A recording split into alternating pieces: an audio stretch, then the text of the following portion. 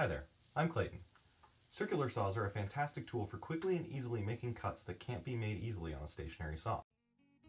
This Black & Decker Sawforce 300 7 1/4 inch circular saw first hit the market back in 1989, and my father has owned this one since before I was born. It features adjustments for both depth and roll, although the roll locking screw has been missing for some time now. While this old saw is missing some convenient modern features such as a battery for cordless operation or a laser guide for freehand cuts, it continues to reliably perform the task it was designed to do. In order to take a closer look at the design and manufacture of this particular saw, we'll first need to take it apart as much as possible. Due to the roll pin that holds the base plate to the main chassis, these parts will have to remain attached. Similarly, the motor shaft has been press-fit into the main chassis, making a non-destructive removal too difficult without a press. After cleaning off 20 years of grime, we can take a look at some of the saw's components and discuss what they're made of and how they were made.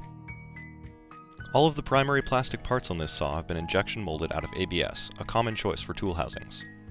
The particular mixture used for the motor casing has been glass fiber reinforced to provide additional protection for the most critical component. Here we can see some of the ejection marks present on these parts.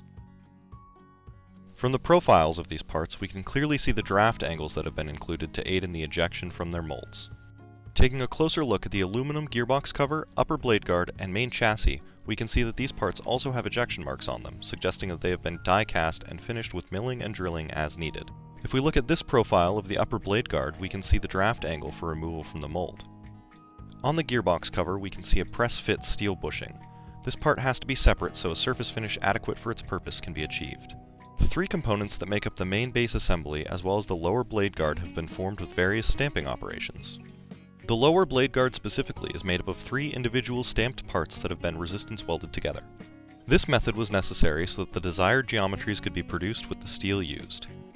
Now that we've taken a closer look at some of the components on the saw, we can put it back together. This process is relatively straightforward as a reverse of the earlier disassembly.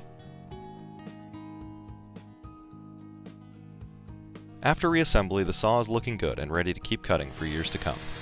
Thanks for watching.